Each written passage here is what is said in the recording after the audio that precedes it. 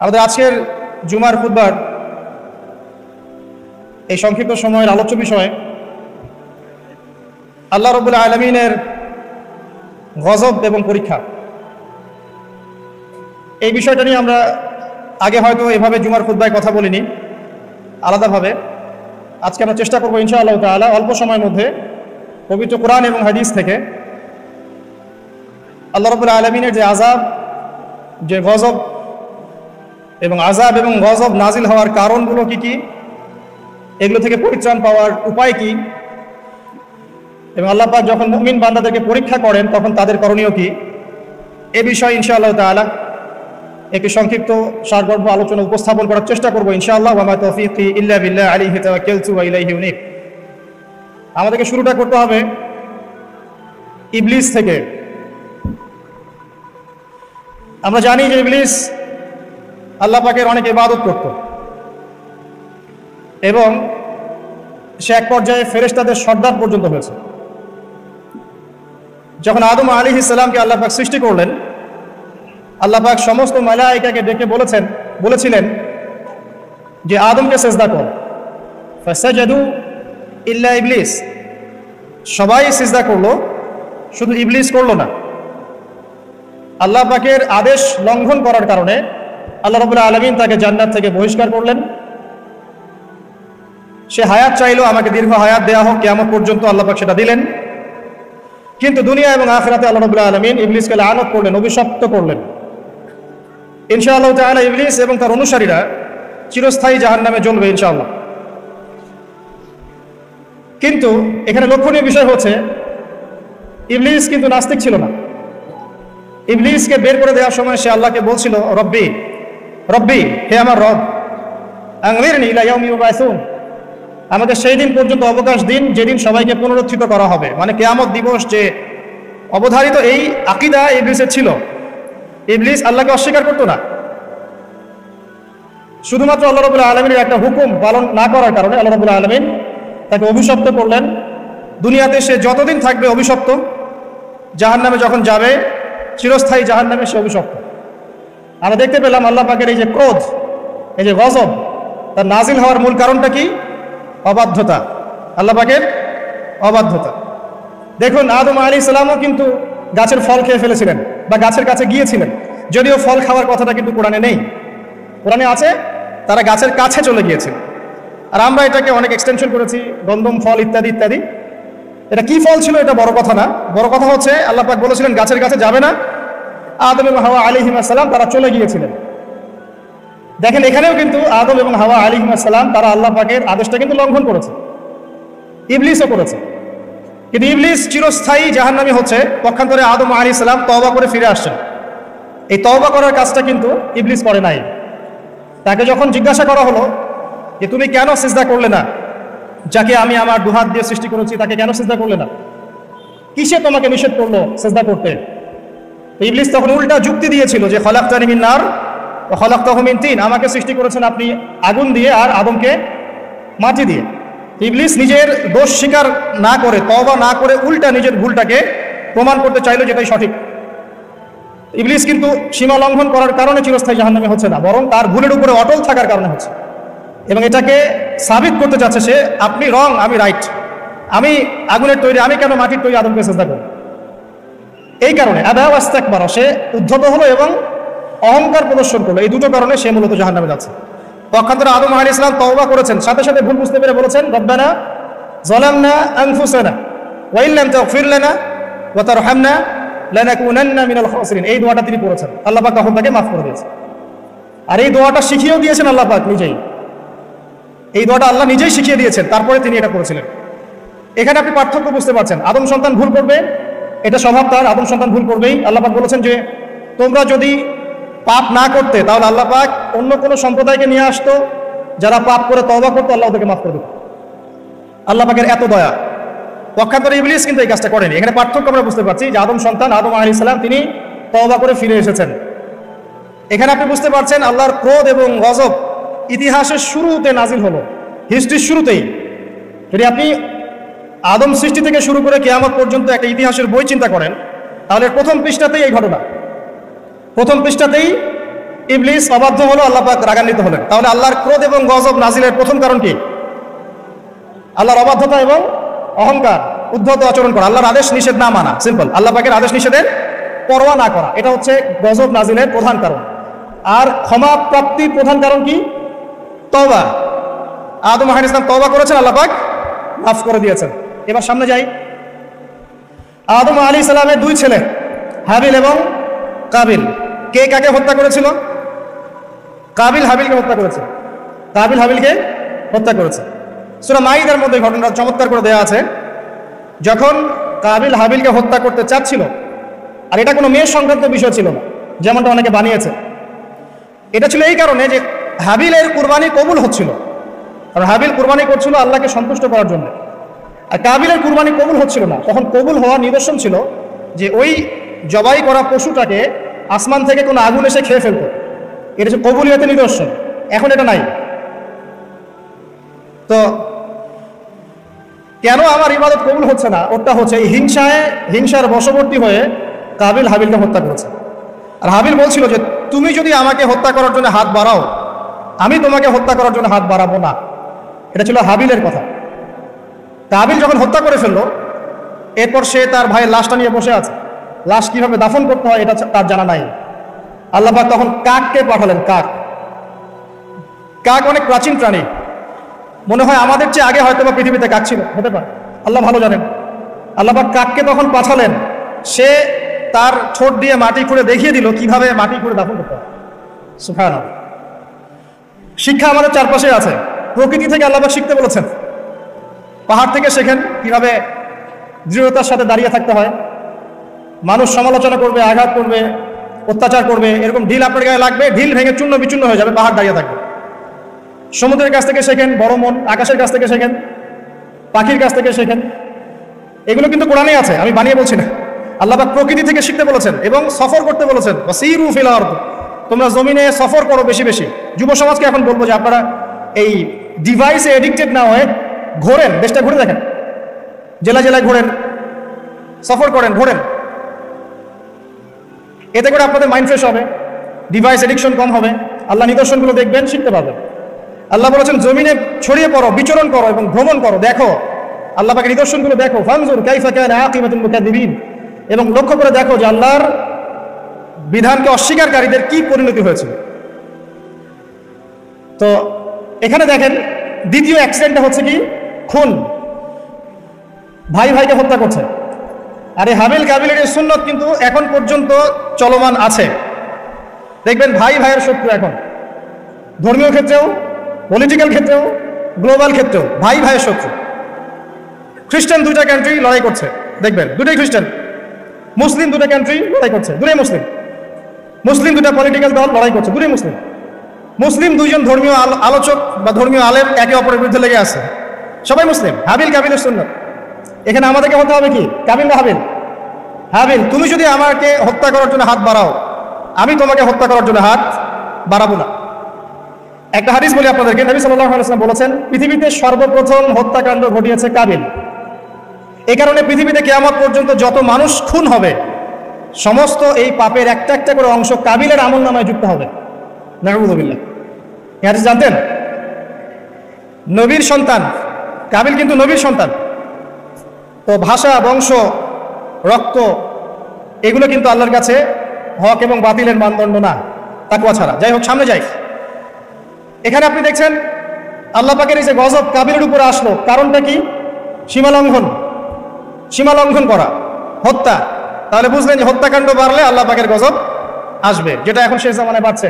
নবী করিম সাল্লাল্লাহু আলাইহি ওয়াসাল্লাম বলেছেন শেষ জামানায় যে ব্যক্তি কাউকে হত্যা করবে সে জানবে না আমি কি জন্য হত্যা করছি, আর যাকে হত্যা করা হবে সেও বুঝবে না যে আমাকে কেন হত্যা করবে।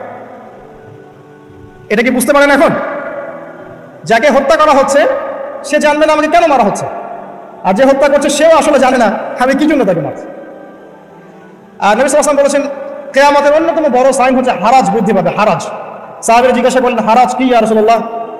তিনি বলেন প্রচুর হত্যাকাণ্ড, প্রচুর হত্যাকাণ্ড। এমনও ইনসিডেন্ট ঘটবে যে সোনার পাহাড়কে নিয়ে মারামারি হবে, যুদ্ধ হবে। যেই সোনার পাহাড় বের হবে ইউফ্রেটিস নদীর ভিতর থেকে, যেখান থেকে কয়দিন আগে একটা শহর বের হয়েছে আর কি। এই কয়দিন আগে দেখবেন ইরাকের ওই নদীর নিচ থেকে একটা শহর বের হয়েছে, যেটা অনেক 3000 বছর আগের শহর, এখন বের হয়েছে। আল্লাহ ভালো জানেন, এভাবে হয়তো বা সোনার পাহাড়ও বের হবে, আল্লাহু আলাম। আল্লাহ ভালো জানেন, আমরা জানি না কবে হবে, আমরা জানি না। নবীজি বলেছেন এই সোনাগুলোকে কেন্দ্র করে প্রায় 80টার মতো দেশ, 80টার মতো ফ্ল্যাগ তারা যুদ্ধে জড়িয়ে পড়বে, এবং প্রতি হাজারে যারা যুদ্ধে জড়াবে তাদের প্রতি হাজারে 999 জন মানুষ মারা যাবে। নবীজি মুসলিমদেরকে বলেছেন মুসলিমরা যেন ওই সোনাতে টাচ না করে, ওটা হাত দিয়ে ছুঁয়েও না দেখে, এখান থেকে যেন দূরে থাকে। যাই হোক, সামনে চলেন। এরপরে নূহ আলাইহিস সালাম, নাম শুনেছেন? 950 বছর তার কওমকে দাওয়াত দিয়েছেন। কত বছর? তার কওমকে এক আল্লাহর ইবাদতে দাওয়াত দিয়েছিল। তার কওমের প্রধান সমস্যা ছিল শিরক। তারা কিছু মূর্তির পূজা করতো, তার নামগুলো আল্লাহ পাক সূরা নূহে বলেছেন, সূরা নূহের শেষের পৃষ্ঠার মধ্যে আছে। নূহ আলাইহিস সালামের কওমকে যখন দাওয়াত দেওয়া হচ্ছে, তারা বলতো যে লা তাযারুন্না আলিহাতাকুম ওয়ালা তাযারুন্না ওয়াদ্দা ওয়ালা সুআ ওয়ালা ইয়াউসা ওয়া ইয়াউক ওয়া নাসরা, তোমরা তোমাদের উপাস্যদেরকে ছেড়ে দিও না, তোমরা আদ, ইয়াগুস, ইয়াউক, নাসর এই উপাসকদেরকে ছেড়ে দিও না, এই মূর্তিদেরকে ছেড়ে দিও না। মানে তারা স্ট্যাচু ওয়ার্শিপ করতো আর নূহ আলাইহিস সালামের কওম। এছাড়া আরো কিছু পাপ ছিল, কিন্তু মূল পাপ ছিল তাদের শিরক, আল্লাহর সাথে শিরক করা। আল্লাহ পাক এই কওমটাকে ধ্বংস করেছেন মহাপ্লাবন দিয়ে। এমন প্লাবন যা ইতিহাসে কখনো হয়নি, এমন বন্যা যা ইতিহাসে কখনো হয়নি। প্রায় পুরো পৃথিবীর প্রায় বেশিরভাগ অংশ ওই বন্যায় ডুবে গিয়েছিল। এবং এই পানির উচ্চতা সম্পর্কে কোরআনে এসেছে, সূরা হুদের মধ্যে আছে যে পাহাড়ের চূড়া পর্যন্ত পানি ছিল, পাহাড়ের চূড়া পর্যন্ত পানি ছিল। এবং একটা পাহাড়ের উপরে নূহ আলাইহিস সালামের ছেলে বসে গিয়েছিল, বাবা ডাকছে আসো আমার সাথে, আল্লাহর গজব থেকে আজকে কেউ বাঁচাতে পারবে না। সে বলছে যে আমি পাহাড়ে উঠে যাব, ইনশাআল্লাহ পাহাড়ে উঠে যাব, আমি বেঁচে যাবো, ইনশাআল্লাহ বলেনি, সরি, পাহাড়ে উঠে যাব, আমি বেঁচে যাব। তখন নূহ আলাইহিস সালাম বললেন যে আজকে আল্লাহর গজব থেকে কেউ বাঁচাতে পারবে না। এরপর একটা বড় ঢেউ আসলো, এসে বাবা এবং ছেলের মাঝখানে পার্থক্য করে দিল। নূহ আলাইহিস সালাম বলেছিলেন আল্লাহ, সে আমার আহল, আমার পরিবারের একজন, তাকে মাফ করে দাও। আল্লাহ পাক বলেছেন লাইসা মিন আহলিক, সে তোমার পরিবারের কেউ না। এখানেও দেখেন নবীর সন্তান ঈমান না আনার কারণে কুফরির হালতে মৃত্যুবরণ করল, আল্লাহ পাকের মহাপ্লাবনে গজবে ধ্বংস হল। এখানে একটা গজব পেলেন, বিশাল বন্যা, জলোচ্ছ্বাস। তাহলে এর কারণ কি? নূহ আলাইহিস সালামের পুরো কওম, মাত্র 40টা বা 80টা পরিবার বাদ দিয়ে বাকি সবাই ডুবে গেছে। আমরা যারা এখন পৃথিবীতে বেঁচে আছি, হোক সে হিন্দু বা মুসলিম বা খ্রিস্টান বা বুদ্ধ, হোয়েভার হি ইজ বা জিউস, আমরা সবাই ওই 80টা পরিবারেরই সদস্য। আমাদের বাপদাদারা ওইখানে গিয়ে মিলবে, কারণ তার আগে কোনো মানুষ এখন পৃথিবীতে বেঁচে নাই। আমরা যারা বেঁচে আছি কোনো না কোনোভাবে আমরা ভাই, জানেন, কোনো না কোনোভাবে আমরা আত্মীয়, আমরা সবাই আত্মীয়। তো ওই 80টা পরিবারই এখন পৃথিবীতে বেঁচে আছে, এখানকার বংশধররাই। এখানে আমার প্রশ্ন যে বলেন নূহ আলাইহিস সালামের কওমকে কোন পাপের কারণে ধ্বংস করে দেওয়া হয়েছে? আমরা বলবো যে বাংলাদেশের জনগণকে আমরা বলবো যে শিরক ছেড়ে দেন, কবর পূজা ছেড়ে দেন, মাজার পূজা ছেড়ে দেন, শিরকের যত ক্যাটাগরিজ আছে এগুলো থেকে তওবা করে ফিরে আসেন, অন্যথায় আল্লাহ পাকের গজব কেউ ঠেকাতে পারবে না। শিরক থেকে বেঁচে না থাকলে আল্লাহর গজব ঠেকানোর কেউ নাই। আল্লাহ পাক শিরকের পাপটা মাফ করেন না, অন্য যে কোনো পাপ আল্লাহ পাক যাকে ইচ্ছা মাফ করতে পারেন, তবে তওবা করে মারা গেলে আল্লাহ মাফ করতে পারেন। তওবা না করে মারা গেলে ক্ষমা না পাওয়ার সুযোগই বেশি। তো যেখানে যেখানে দেখবেন এখনো এই শতাব্দীতেও, এই সালগুলোতেও বন্যা, দুর্যোগ, ভূমিকম্প, জলোচ্ছ্বাস ইত্যাদি হচ্ছে, দেখবেন ওই কওমগুলো কোনো না কোনোভাবে শিরকের পাপের সাথে সংযুক্ত আছে, কোনো না কোনোভাবে তারা শিরকের পাপের সাথে সংযুক্ত আছে। হয় তারা ধর্মের ক্ষেত্রে শিরক করছে, না হয় ইকোনমিক সেক্টরে শিরক করছে, না হয় অন্য কোনো বড় সেক্টরে শিরক করছে, নয়তো তারা আল্লাহ পাকের সমস্ত বিধান বাদ দিয়ে মানুষের মানব রচিত বিধানগুলোকে প্রাধান্য দিয়েই কাজ করছে। কোনো না কোনো জায়গায় শিরক আছে। আল্লাহ পাক এই কারণেই গজব পাঠাচ্ছেন। সামনে যাই চলুন। এরপরে আদ জাতির লোকরা ছিল প্রচন্ড লম্বা চওড়া, অনেক লম্বা। আর আমি যেগুলো বলছি এগুলো কোনো রূপকথা নয়, এগুলো সবগুলি কোরআনের পাতায় পাতায় আছে। সূরা বাকারা পড়েন, সূরা হুদ পড়েন, সূরা নূহ পড়েন, বনী ইসরাঈল সূরাটা পড়েন, সূরা শুআরা পড়েন, এগুলোর মধ্যে এই ঘটনাগুলো পাবেন। একটা ছোট্ট সূরা আছে সূরা কমার, সূরা রহমানের ঠিক ইমিডিয়েট সূরাটা। এই সূরাটা যদি বাসায় গিয়ে পড়েন দেখবেন এখানে এই সব জাতিগুলোর বর্ণনা দেওয়া আছে খুব সংক্ষিপ্ত আকার। আদ জাতির লোকেরা অনেক লম্বা চওড়া ছিল, প্রচন্ড শক্তিশালী।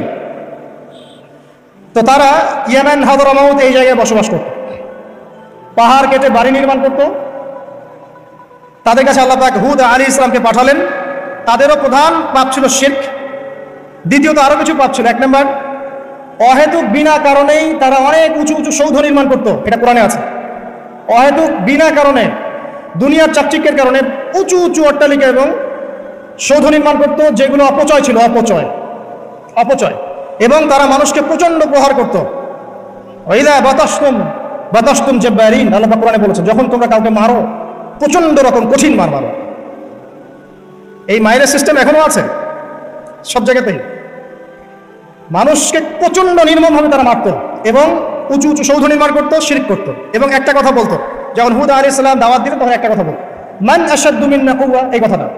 ফিরআউন যেমন বলতো আনা রাব্বুকুমুল আ'লা, এরকম আজ জাতি বলতো মান আশাদ্দু মিন্না কুওয়া, আমাদের চেয়ে শক্তিশালী আর কে আছে, আমাদের চেয়ে শক্তিশালী আর কে আছে। এখনকার বিশ্বে এমন কথা মানুষ বলে না, আমাদের চেয়ে বড় শক্তি আর কে আছে, আমরা সুপার পাওয়ার। এরাও বলতো মান আশাদ্দু মিন্না কুওয়া।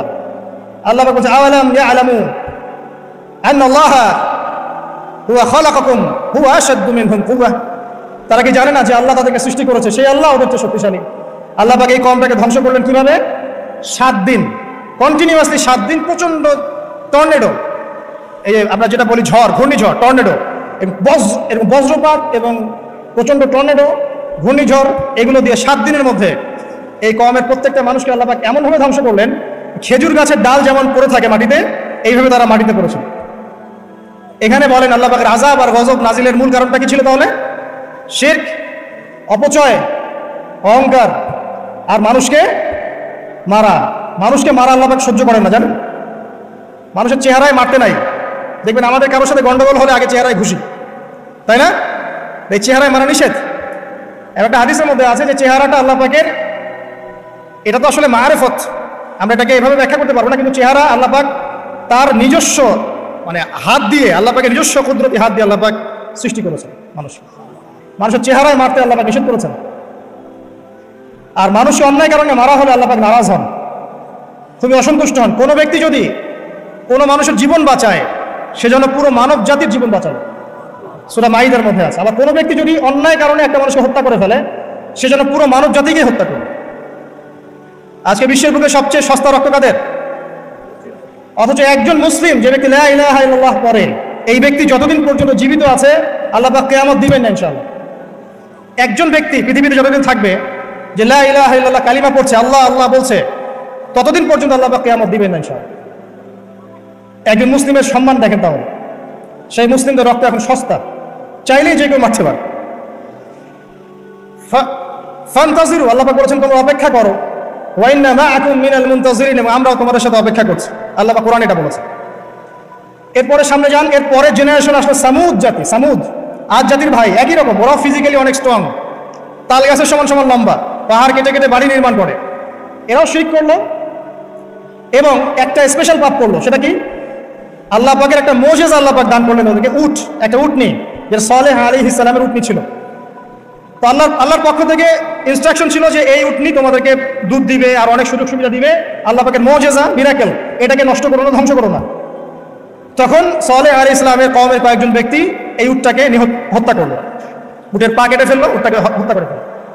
আল্লাহ পাকের নিদর্শনকে অস্বীকার করার কারণে আল্লাহ পাক এদেরকে ধ্বংস করলেন। কিভাবে? বজ্রপাত, বিজলি দিয়ে। এখন দেখেন না বজ্রপাতে বহু মানুষ মারা যাচ্ছে, এটা নতুন না, কিন্তু এই বজ্রপাতে সামুদ জাতিকে আল্লাহ পাক ধ্বংস করেছে। তাহলে এই বজ্রপাত কি প্রাকৃতিক দুর্যোগ না আল্লাহর গজব? এই যুগের মিডিয়াগুলো তখন থাকলে বলতো যে সামুদ জাতি আজকে প্রাকৃতিক দুর্যোগে ধ্বংস হয়েছে, এবং নূহ আলাইহিস সালামের কওম প্রাকৃতিক একটা বড় বন্যায় ধ্বংস হয়েছে, এবং আজ জাতি ধ্বংস হয়েছে প্রাকৃতিক ঝড়ে। তারা কখনোই বলতো না আল্লাহর পক্ষ থেকে ঝড় এসেছে, আল্লাহর পক্ষ থেকে বজ্রপাত এসেছে, আল্লাহর পক্ষ থেকে প্লাবন এসেছে, বিকজ সবকিছু হয় প্রকৃতি থেকে, এখানে আল্লাহ বলতে কিছু নাই। তো প্রকৃতিকে, তার সংজ্ঞা কি, প্রকৃতিকে নিয়ন্ত্রণ করে, এর কত প্রকার কি কি, এগুলোও শিখান আমাদেরকে। প্রকৃতি কাকে বলে, প্রকৃতি কত প্রকার, প্রকৃতি কি কি, কে একে নিয়ন্ত্রণ করে, সূক্ষ্মভাবে শিরকি আকীদা ঢুকিয়ে দেওয়া হয়, সূক্ষ্মভাবে। যাই হোক, সামুদ জাতি ধ্বংস হলো কিভাবে? এভাবে, বজ্রপাতে। আর ইদানিং বজ্রপাত বাড়ছে, এখান থেকে আপনারা বেঁচে থাকতে হলে শিরক থেকে বেঁচে থাকেন। এরপরে চলেন সামনে যাই, আরেকটা জাতি, শুআইব আলাইহিস সালামের কওম, তার নাম কওমে মাদিয়ান। কি নাম? মাদিয়ান। আমি তো গল্প বলছি আপনাদেরকে, শুনতে কি খারাপ লাগছে? কোরআন থেকে বলছি শর্ট করে। মাদিয়ান। তো মাদিয়ান কওম, তাদের পাপ ছিল তারা নবীদের সাথে তর্ক করত। যখন শুআয়ব আলাইহিস সালাম সুন্দর করে নসিহত করতেন এবং শুআয়ব আলাইহিস সালাম খুব সুন্দর করে কথা বলতে পারতেন, তাকে আল্লাহ পাক বাচন ভঙ্গি দিয়েছিলেন, অত্যন্ত চমৎকার করে কথা বলতে পারতেন, সাজিয়ে গুছিয়ে যুক্তি দিয়ে। তো শুআয়ব আলাইহিস সালামের সাথে তারা খুব তর্ক করতো, 1 নম্বর। 2 নম্বর, শিরক করতো তারা। এবং আর 2টা বড় পাপ ছিল। 1, তারা মাপে কম দিত। কি করতো? এই পাপটা কি চেনা যায় বাংলার মানুষ? মাপে কম দেওয়ার পাপ। আচ্ছা, এই পাপে আমাদের চেয়ে এক্সপার্ট কেউ নাই মনে হয় পৃথিবীতে। আমরাই পৃথিবীর সবচেয়ে এক্সপার্ট যারা মাপে কম দিতে পারি। মাপে কম দেওয়া নিয়ে কিছু হাদিস আমি নিয়ে এসেছি, আপনাদেরকে শোনাবো ইনশাআল্লাহ পরে। তো মাপে কম দিত এবং একটা কাজ করতো, মানুষের সম্পদ অন্যায়ভাবে আত্মসাৎ করত। এই পাপটা চেনা যায়? দাড়ি টুপিওয়ালা মানুষদের কি এই পাপটা চেনা যায়? মানুষের সম্পদ অন্যায়ভাবে আত্মসাৎ করা। অনেক ক্ষেত্রে আমরাও এখানে জড়িত হয়ে গেছি না? আল্লাহ মাফ করুক। তো মানুষের সম্পদ অন্যায়ভাবে তারা আত্মসাৎ করত। এই আয়াতটা 8 বার কোরআনে আছে যে তারা মানুষের সম্পদ অন্যায়ভাবে আত্মসাৎ করত। আল্লাহ পাক এই কওমটাকে ধ্বংস করলেন কিভাবে? সমবেত করলেন। প্রথমে বৃষ্টি হচ্ছে না, খুব খরা, বৃষ্টি হয় না খরা। এরপরে হঠাৎ আকাশে মেঘ দেখা গেল, সুন্দর মেঘ, মনে হচ্ছে শীতল বাতাস প্রবাহিত হচ্ছে, বৃষ্টি হবে। সবাই একটা মাঠে সমবেত হলো। হওয়ার পরে আল্লাহ পাক 1 মুহূর্তের মধ্যে ভূমিকম্প দিয়ে তাকে ধ্বংস করলেন। মনে রাখবেন, পৃথিবীতে সর্বপ্রথম যে কওমকে আল্লাহ পাক ভূমিকম্প দিয়ে ধ্বংস করেছেন তার নাম এই শুআয়ব আলাইহিস সালামের কওম, কওমে মাদিয়ান। কি নাম? কওমে মাদিয়ান। অতএব আপনারাও মাপে কম দিতে থাকেন, আর মানুষের সম্পদ অন্যায়ভাবে আত্মসাৎ করতে থাকেন, আর ভূমিকম্পের অপেক্ষা করতে থাকেন। যদি ভূমিকম্প নাজিল হয় আল্লাহর পক্ষ থেকে, তাহলে মনে রাখবেন এর পিছনে 2টা পাপ দায়ী মূলত। 1, মাপে কম দেওয়া, আর 2, মানুষের সম্পদ অন্যায়ভাবে আত্মসাৎ করা। এরপরে সামনে যান, লুত, কওমে লুত, লুত আলাইহিস সালামের কওম। এটা পৃথিবীর সবচেয়ে অ্যামেজিং কওম, বিস্ময়কর। মানে এমন এক পাপ করেছে যে পাপ বিশ্বের কোনো মানুষ করে না। উম্মতে মুহাম্মাদের কিছু মানুষ এই পাপ করছে। আবার বলছি, লুত আলাইহিস সালাম এর কওম এমন পাপ করেছিল যেই পাপ এই বিশ্বে, মহাবিশ্বে কেউ কখনো করে নাই। কিন্তু উম্মতে মুহাম্মাদের কিছু মানুষ এই পাপ করছে এবং করবে, এটা আমাদের নবীজি ভবিষ্যৎবাণী করে গেছে। সেটা হলো শিরকের সাথে সমকামিতা। সমকামিতা কি বোঝেন? ছেলে ছেলের সাথে যৌন সম্পর্ক স্থাপন করছে, নাউযুবিল্লাহ, এবং মেয়ের সাথে যৌন সম্পর্ক স্থাপন করছে, নাউযুবিল্লাহ। ইদানিং ছেলে ছেলের ব্যাপারটা কমছে, মেয়েটা বাড়ছে। দেখুন, মেয়ে এখন যৌন সম্পর্ক স্থাপন করছে। কিভাবে আমরা জানি না, এটা বুঝেও আসে না যে কিভাবে এটা পসিবল। আল্লাহ রাব্বুল আলামিন এদেরকে ধ্বংস করলেন এমনভাবে, এটা অ্যামেজিং। আল্লাহ পাক 2জন ফেরেশতাকে পাঠালেন, একজনের নাম জিবরাইল আর একজন মিকাইল। তারা 2জন ছোট ছোট বালকের বেশে, একটু ইয়াং মানুষের বেশে লূত আলাইহিস সালামের বাসায় গেলেন এবং এলাকার লোকজন খবর পেল যে নতুন 2জন মেহমান এসেছে, কওমের মধ্যে নতুন 2টা মেহমান এসেছে। তারা গিয়ে লূত আলাইহিস সালামকে বলছে, তোমার মেহমানদেরকে আমাদেরকে দাও। লূত আলাইহিস সালাম বলছেন, আমার মেয়েরা আছে, চাইলে আমার মেয়েদেরকে বিয়ে করে নাও। দেখেন একজন নবী কত দরদি হলে এই কথাটা বলতে পারেন উম্মার জন্য, তোমরা এই পাপ কাজ ছেড়ে দাও, আমার মেয়েরা পড়ে আছে, চাইলে আমার মেয়েদেরকে বিয়ে করে নাও। আর এই কম বলছে যে তুমি খুব ভালো করেই জানো লূত আমরা কি চাচ্ছি। কথা কি বুঝতে পারছেন? তখন তিনি বলছেন, আলাইসা মিনকুম রাজুলুন রাশীদ, সূরা হুদ পড়ে দেখেন, তোমাদের মধ্যে কি একটাও ভালো মানুষ বাকি নাই? তখন এরা বলছে, তুমি লূত নিজেকে খুব পবিত্র মনে করো। লূত আলাইহিস সালাম সমকামিতায় বিশ্বাসী না, তার পরিবার বিশ্বাসী না, এই কারণে তার পরিবারকে ক্রিটিসাইজ করা হচ্ছে, তুমি কি খুব বেশি পবিত্র মনে করছো আমাদের চাইতে? তাহলে এই কম থেকে তোমরা বের হয়ে যাও। সমকামী কম এরকম জবাব দিল আর কি। তো আল্লাহ পাক কি করলেন, ওই 2 ফেরেশতা জিবরাইল এবং মিকাইল আলাইহিস সালাম, তাদের পাখা ছিল, ফেরেশতাদের পাখা থাকে, আর জিবরাইল আলাইহিস সালামের প্রায় 600টা পাখা আছে। কয়টা? 600 পাখা। তো এই 2টো পাখা দিয়ে তিনি ওই কওমে লূতকে উঠালেন, মাটির থেকে এভাবে তুলে আসমানে উঠালেন। আসমানে ওঠানোর পরে আল্লাহ পাক উপর থেকে পাথরের বৃষ্টি বর্ষণ করলেন, রজম পাথরের বৃষ্টি বর্ষণ করলেন। এবার এটাকে উল্টে তিনি এভাবে দাফন করে দিলেন। এটা এখন জর্ডানের ডেড সি, মৃত সাগর, এখানে এই কমটা ছিল। জর্ডান ডেড সি, মৃত সাগর, এখানে এই কমটা ছিল।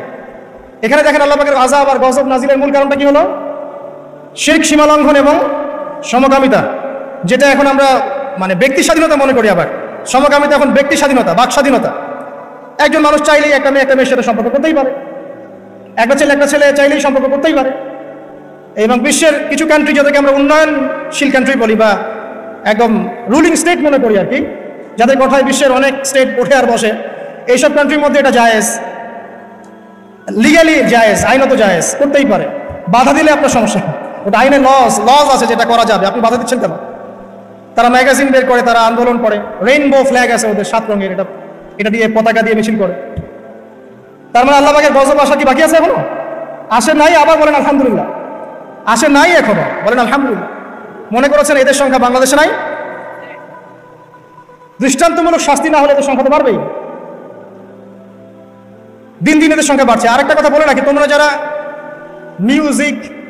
মিউজিক্যাল ইনস্ট্রুমেন্ট, তারপরে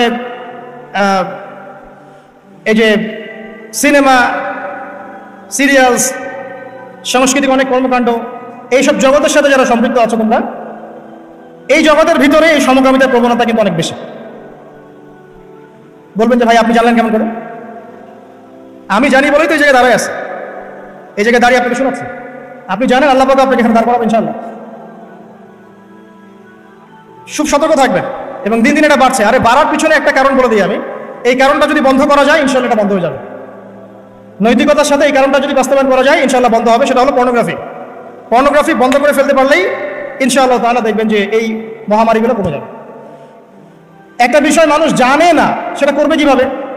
আর যখন জানানো হচ্ছে যে এটা আসলে করা যায়, এটাও এমন, তখন তো মানুষ জানবে ও এটাও আছে, এটাও তাহলে করা যায়। যাই হোক, যারা বুদ্ধিমান তাদের জন্য ইশারা যথেষ্ট। পর্নোগ্রাফি যদি বন্ধ করতে পারি আমরা ব্যক্তিগতভাবে, অ্যাসোসিয়েশন ওয়াইজ বা রাষ্ট্রীয়ভাবে, এবং এটা করাটা উচিত, এটা করা খুবই উচিত। যুব সমাজকে যদি বাঁচাতে চাই এবং আমরা যদি বাঁচতে চাই, কোনো সন্দেহ নাই এটা বন্ধ করতে হবে। এবং ভিতরে ভিতরে এই বিষয়টা আমাদের সমাজের মানুষদেরকে ভিতর থেকে পশু বানিয়ে তুলছে আর কি। এটা আমরা বুঝতে পারছি না।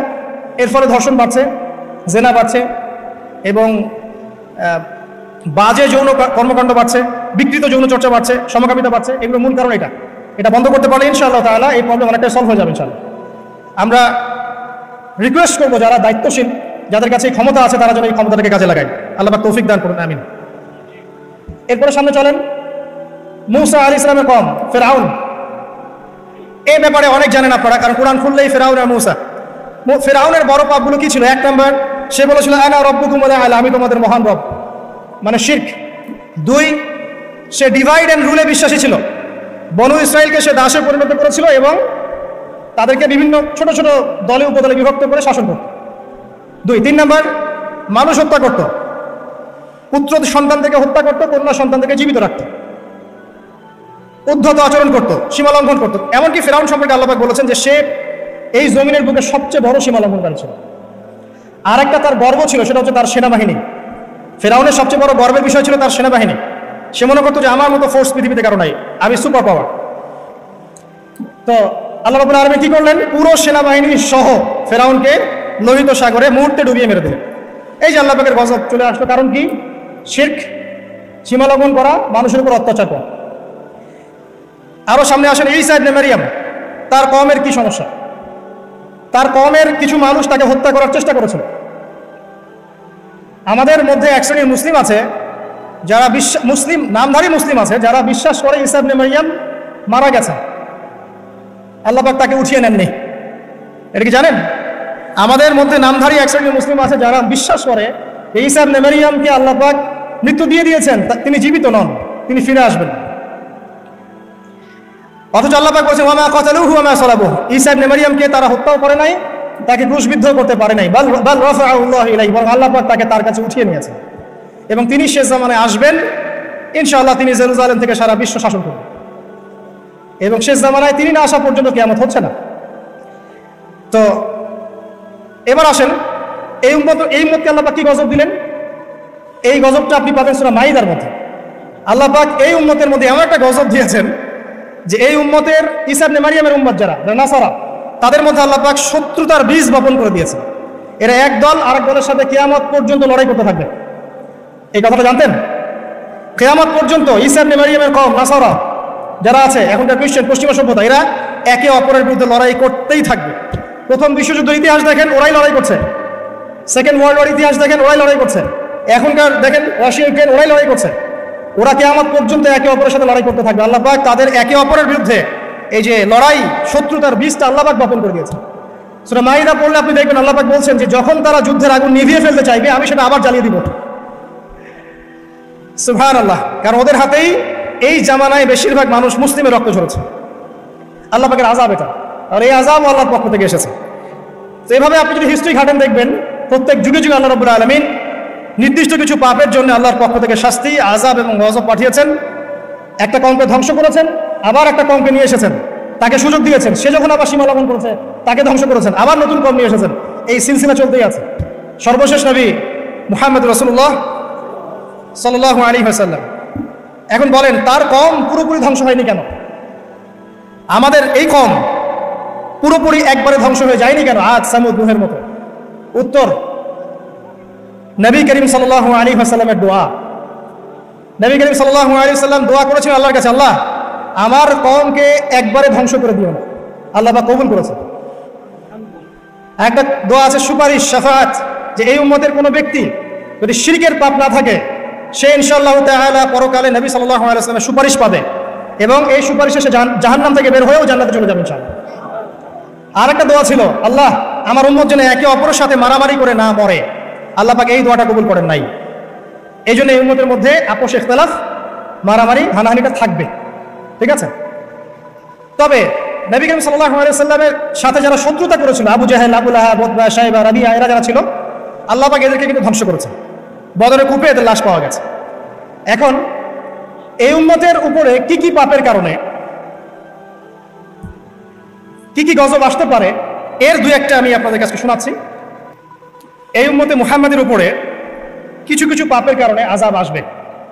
তার আগে আমি একটু বলতে চাই যে উম্মতে মুহাম্মাদের উপরে যে কোনো বিপদ আপদ, বালা মুসিবত আসলেই এটা যে আল্লাহর গজব, ব্যাপারটা এমন নয়।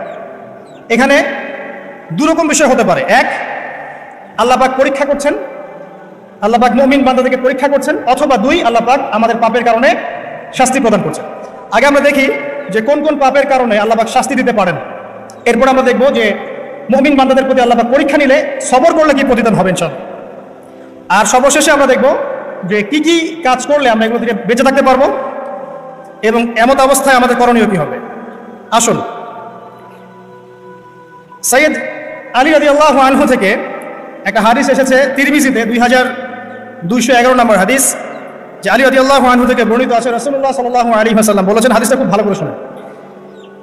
রাসূলুল্লাহ সাল্লাল্লাহু আলাইহি ওয়াসাল্লাম বলেছেন, যখন আমার উম্মত এই 15টা পাপে লিপ্ত হবে, এই 15টা পাপে লিপ্ত হবে, তখন তাদের উপর আল্লাহর পক্ষ থেকে আযাব এবং গজব আসতে শুরু করবে। হাদিস আসলে অনেক আছে, কিন্তু সবগুলো বলার সময় থাকবে না। আমি মূল কয়েকটা বলছি, এগুলোর মধ্যে সব পড়ে যাবে ইনশাআল্লাহ। যখন আমার উম্মত এই 15টা কাজ করবে, তখন তাদের উপর আল্লাহর পক্ষ থেকে আযাব এবং গজব অবধারিত আসবে। এক নাম্বার পাপ যখন এই উম্মতের মানুষ করবে, এক, যখন তারা গনিমতের মালকে ব্যক্তিগত সম্পদ মনে করবে। গনিমতের মাল বোঝেন? রাষ্ট্রীয় সম্পদ, পাবলিক প্রপার্টি, এটাকে যখন মানুষ ব্যক্তিগত সম্পদ মনে করে ব্যবহার করা শুরু করে, এটা কি মিল পাওয়া যায়? আচ্ছা। 2 নাম্বার, যখন কারো কাছে আমানত রাখা হবে, আমানত, এবং সে এটাকে ব্যক্তিগত সম্পদ মনে করবে। বুঝতে পারছেন?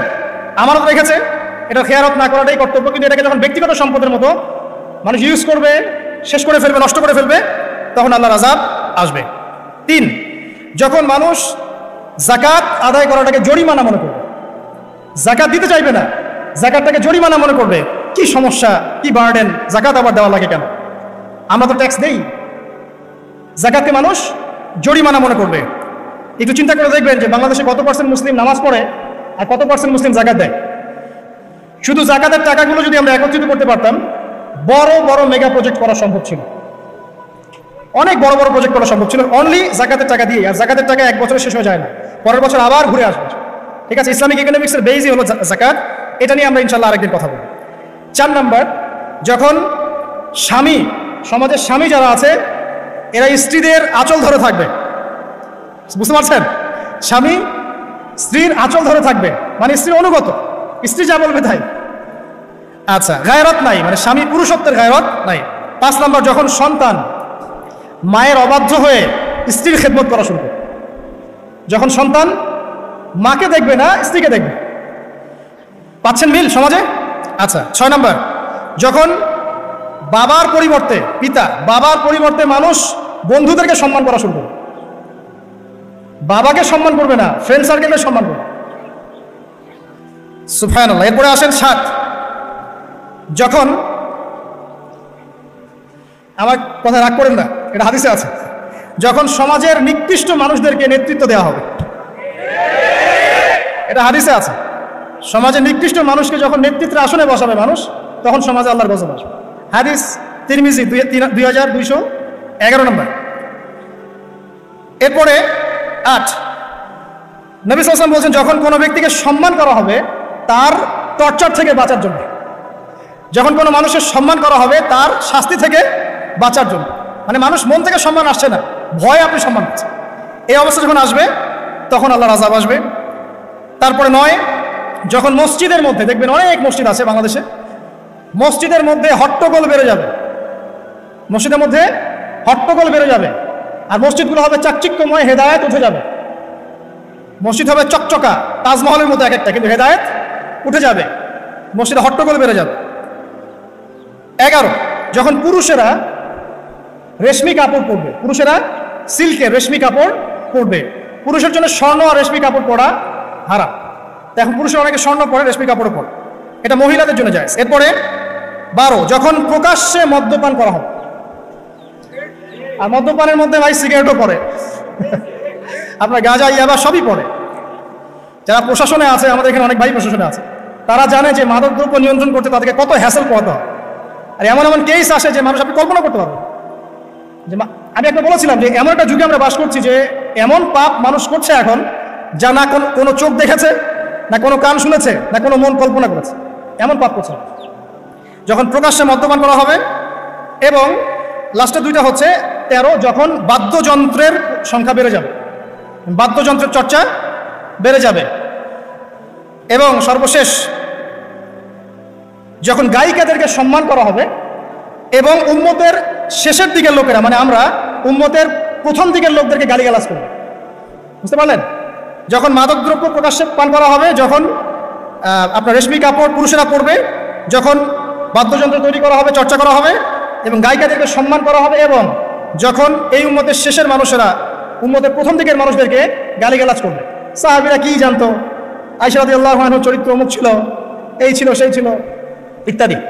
নাউযুবিল্লাহ। এই কথাগুলো এখন আসে না। এই হাদিসে যে 15টা পয়েন্ট আছে, আমি বেশি হাদিস আনি নাই, আমি নিজে পড়েছি সবগুলোই, কিন্তু আনিনি বেশি হাদিস, এতগুলো বলার সময় নাই। এই একটা হাদিস কি যথেষ্ট না?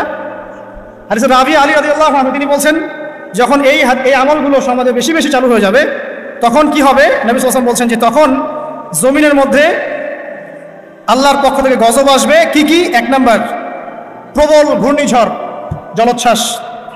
2, আগুনও বর্ষণ হতে পারে, হাদিসে আসছে। 3, ভূমিকম্প হবে বেশি বেশি।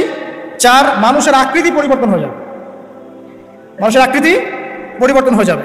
এই হাদিসটা আমি আপনার জন্য এনেছিলাম। এরপরে আসেন, আরেকটা হাদিস আছে, এইটাতে যাওয়ার আগে আমি কোরআনের একটা আয়াতে যাচ্ছি, সূরা রুমের 41 নম্বর আয়াত। আল্লাহ পাক এই আয়াতে বলছেন আযাব নাজিল হওয়ার একটা কারণ, যাহারাল ফাসাদু ফিল বাররি ওয়াল বাহরি বিমা কাসাবাত আইদিন নাস, এটা একটা কারণ। জলে এবং স্থলে যত বিপর্যয় ছড়িয়ে পড়েছে, এগুলো মানুষের হাতের কামাই। তার মানে যত ফাসাদ ছড়াবে সবকিছু আল্লাহর পক্ষ থেকে নয়, এখানে মানুষেরও হাতের কামাই থাকবে। এখন আপনি দেখেন, পরিবেশ দূষণ করছে কারা? মানুষ। বনভূমি উজাড় করছে কারা? মানুষ।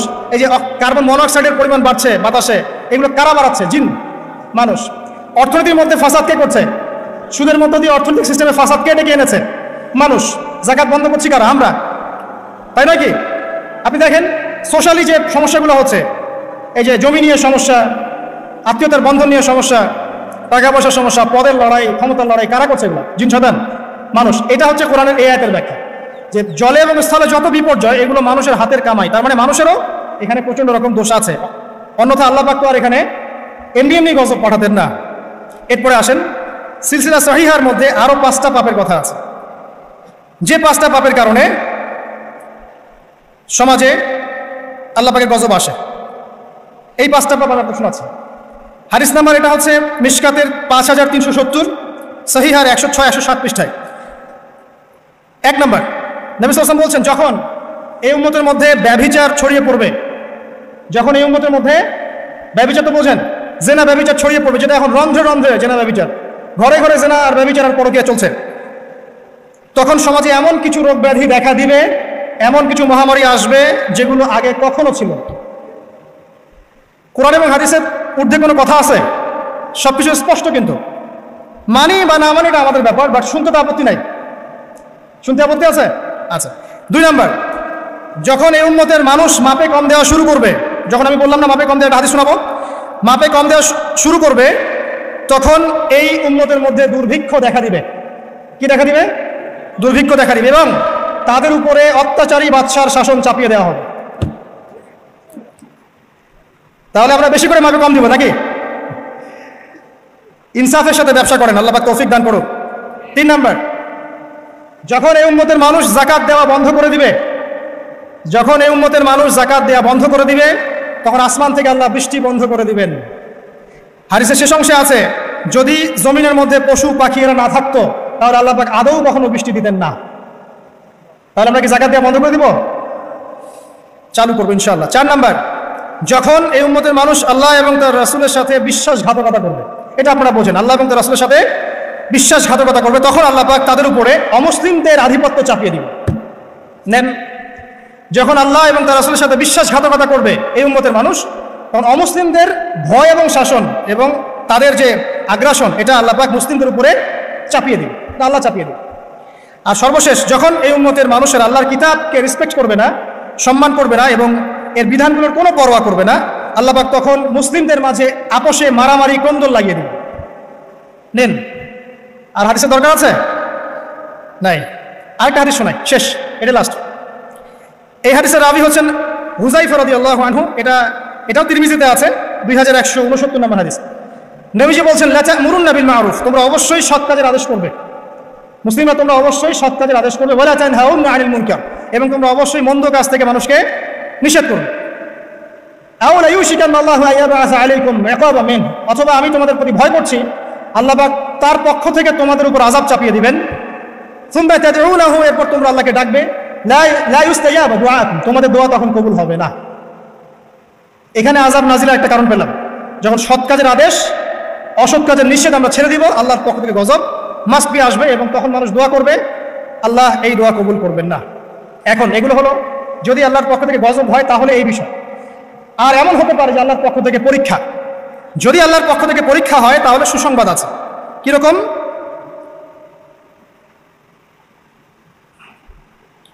আল্লাহ রাব্বুল আলামিন সূরাতুল বাকারার 155 নম্বর আয়াতে বলছেন, আল্লাহ পাক সূরাতুল বাকারা 155 নম্বর আয়াতে বলছেন যে লানাবলুওয়ান্নাকুম বিশাইইন মিনাল খাউফি ওয়াল জু'i, অবশ্যই অবশ্যই আমি আল্লাহ তোমাদেরকে পরীক্ষা করব। আর পরীক্ষা কাদের উপরে আসবে? যারা মুমিন তাদের উপরে, যারা আল্লাহ পাকের বিধিবিধান মেনে চলছে, আল্লাহর গজব নাজিলের মাধ্যম বানাচ্ছে না, তাদের উপরে পরীক্ষা আসবে। তো আমরা আগে চিন্তা করবো যে আমরা এদের কাতারে পড়ি কিনা, আর যদি পড়ি তাহলে এই সলিউশন। যদি আল্লাহ পাক আমাদেরকে পরীক্ষা করেন বিপদ দিয়ে, বালা মুসিবত দিয়ে, তাহলে আল্লাহ বলছেন অবশ্যই আমি তোমাদেরকে পরীক্ষা করব মিনাল খাউফি, কিছু ভয় দিয়ে, ওয়াল জু'i, এবং ক্ষুধা দিয়ে পরীক্ষা করব, ওয়া নাকসি মিনাল আমওয়ালি ওয়াল আনফুস, তোমাদের নফস জান মালের ক্ষতি দিয়ে পরীক্ষা করব, ওয়াস সামারাত, এবং ফসল ফলাদির ক্ষতি দিয়ে আমি তোমাদেরকে পরীক্ষা করব, ওয়া বাশশিরিস সাবিরিন, যারা সবর করবে এদের জন্য সুসংবাদ। এরা কারা? যারা বলে ইন্না লিল্লাহি ওয়া ইন্না ইলাইহি রাজিউন, আমরা আল্লাহর জন্য, আমরা আল্লাহর দিকে ফিরে যাব। তাহলে যদি আল্লাহর পক্ষ থেকে পরীক্ষা হয়ে থাকে তাহলে আমরা সবর করবো ইনশাআল্লাহ তাআলা। আল্লাহ পাক বলছেন 5টা বিষয় দিয়ে আল্লাহ পাক পরীক্ষা করবেন, জানের ক্ষতি, মালের ক্ষতি, ভয়, ক্ষুধা এবং ফসলের মাধ্যমে। এরপর যারা সবর করবে তাদের জন্য অনেক পুরস্কার আছে। আল্লাহ পাক বলছেন যে যখন আল্লাহ পাক কোনো কওমের কল্যাণ চান, যখন আল্লাহ পাক কোনো কওমের কল্যাণ চান, আল্লাহ রাব্বুল আলামিন সেই কওমকে বিপদ আপদ বালা মুসিবত দিয়ে পরীক্ষা করেন। যখন আল্লাহ পাক কোনো মুসলিম কওমের কল্যাণ চান তখন আল্লাহ পাক তাদেরকে বিপদ আপদ বালা মুসিবত দিয়ে পরীক্ষা করেন। বুখারীর মধ্যে একটা হাদিস এসেছে 5642 নম্বর, নবী করিম সাল্লাল্লাহু আলাইহি ওয়াসাল্লাম বলেছেন যে একজন মুসলিম ব্যক্তির যদি কোনো ক্লান্তি হয়, অথবা কোনো অসুখ হয়, রোগ হয়, অথবা দুশ্চিন্তা হয়, এমনকি যদি তার পায়ে একটু কাটাও বিধে, আল্লাহ রাব্বুল আলামিন এই ওসিলায় তার গুনাহগুলোকে মাফ করে দিবেন ইনশাআল্লাহ। তাহলে আল্লাহ পাকের যদি পরীক্ষা হয়, আমরা সবর করি, তাহলে আমরা এই বেনিফিট পাবো ইনশাআল্লাহ, এই ফজিলত পাবো ইনশাআল্লাহ।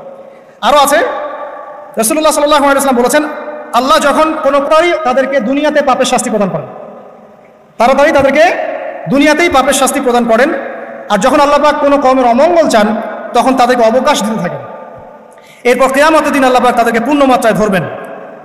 অতএব যখন কোনো জাতির পরীক্ষা চলে আসে তারা যেন ধৈর্য ধারণ করে, আর যারা আল্লাহর পরীক্ষা অসন্তুষ্ট হবে আল্লাহ পাক তাদের প্রতি অসন্তুষ্ট হবেন। এটা একটা হাদিস, এটা মুসলিমে এসেছে 2396 নম্বর হাদিস। আরেকটা বলে শেষ করছি যে রাসূলুল্লাহ সাল্লাল্লাহু আলাইহি ওয়াসাল্লাম বলেছেন, মুমিন পুরুষ এবং নারীর জন্য, মুমিন পুরুষ এবং নারীদেরকে তাদের জান, মাল, সন্তান সন্ততি, ধন সম্পদ এগুলো দিয়ে ক্রমাগত পরীক্ষা করা হতে থাকে। এমনকি সে যখন ইন্তেকাল করে তখন নিষ্পাপ হয়ে আল্লাহর সাথে সাক্ষাৎ করে। এই পরীক্ষাগুলোর মধ্য দিয়ে আল্লাহ পাক এই গুনাহগুলোকে মাফ করে দেন। তো আমরা আশা করি যে আল্লাহ রাব্বুল আলামিন আমাদের উপরে গজব পাঠাবেন না যদি আমরা আল্লাহ পাকের সাথে শিরক না করি, আমরা যদি অত্যাচার না করি, জুলুম না করি, ফাসাদ না ছড়াই, মাপে কম না দেই, আমরা যদি আমাদের খেয়ানত না করি, আমরা যদি আল্লাহ এবং তার রাসূলের বিধিবিধানগুলো মেনে চলে, ইনশাআল্লাহ তাআলা আল্লাহ পাক আমাদের উপরে গজব পাঠাবেন না। তখন আমরা পরীক্ষায় পড়তে পারি, আর পরীক্ষায় পড়লে আমরা সবর করব। 2 নম্বর কাজ হলো তওবা করব। তওবা করার ফলে বিপদ আপদ কেটে যাবে ইনশাআল্লাহ তাআলা। আমরা বলবো সবাই আস্তাগফিরুল্লাহাল্লাযী লা ইলাহা ইল্লা হুয়াল হাইয়ুল কাইয়্যুম ওয়া আতুবু ইলাইহি লা হাওলা ওয়ালা কুওয়াতা ইল্লা বিল্লাহিল আলিয়্যিল আযীম। আল্লাহ পাক সূরা জুমারের মধ্যে এটাও বলেছেন 53 নম্বর আয়াতে, ইয়া ইবাদিয়াল্লাযীনা আসরাফু আলা আনফুসিহিম, হে আমার বান্দারা যারা নিজেদের উপর জুলুম করেছো, লা তাকনাতু মির রাহমাতিল্লাহ, তোমরা আল্লাহর রহমত থেকে নিরাশ হয়ো না। ইন্নাল্লাহা ইয়াগফিরু যুনুবা জামিআ, আল্লাহ পাক সমস্ত গুনাহ মাফ করতে পারেন। অতএব তওবা করাটা সবচেয়ে ভালো অপশন। আগে আমরা সবর করব, বিপদ থেকে শিক্ষা নিব, তওবা করব এবং দুর্দশাগ্রস্ত মানুষের পাশে দাঁড়াবো।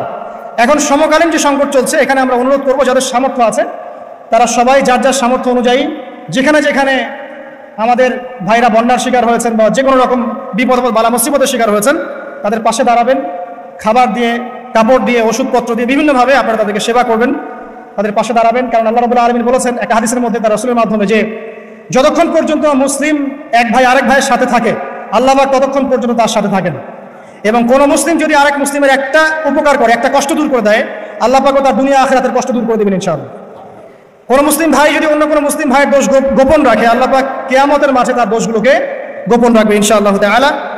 অতএব শেষ কথা হচ্ছে, আসুন এই যে কোরআন থেকে আমরা বিভিন্ন জাতির আযাব এবং গজবের হিস্ট্রিগুলো জানলাম, এখান থেকে শিক্ষাগুলো হচ্ছে, এক, আমরা শিরকের পাপ থেকে তওবা করব। 1 নাম্বার, শিরকের পাপে আমরা লিপ্ত হব না ইনশাআল্লাহ। তাহলে আল্লাহ পাক আমাদের আমলনামায় শিরকের পাপ থাকলে যেন মাফ করে দেন এবং বাকি জীবন শিরক মুক্ত আমল করার তৌফিক দান করেন। দিনের মধ্যে বেদাত আছে, এগুলো থেকে আল্লাহ পাক আমাদেরকে বেঁচে থাকার তৌফিক দান করেন, কারণ বেদাতের উপর আল্লাহ পাকের গজব চলে আসে। আল্লাহ পাক আমাদেরকে সুদ থেকে বাঁচিয়ে রাখুন এবং যাকাত প্রদান করার তৌফিক দান করুন যাতে করে আল্লাহর গজবে আমরা না পড়ি। আল্লাহ পাক আমাদেরকে মাপে কম দেওয়া থেকে বাঁচিয়ে রাখুন, সৎভাবে ব্যবসা করার তৌফিক দান করুন যাতে করে আমরা আল্লাহর গজব থেকে বেঁচে থাকতে পারি। আল্লাহ পাক আমাদেরকে সমকামিতা, অশ্লীলতা, জিনা, ব্যভিচার, অশ্লীল গান বাজনা, ফাহিশা কাজ থেকে আল্লাহ পাক বিরত রাখুন এবং এর ফলে যে গজবগুলো আসে এগুলো থেকে আল্লাহ পাক আমাদেরকে বাঁচিয়ে রাখুন। আল্লাহ পাক আমাদেরকে বিপদ আপদে সবর করার তৌফিক দান করুন এবং এই ঘটনাগুলো থেকে শিক্ষা নেওয়ার তৌফিক দান করুন, খালেসভাবে আল্লাহর কাছে তওবা করার তৌফিক দান করুন।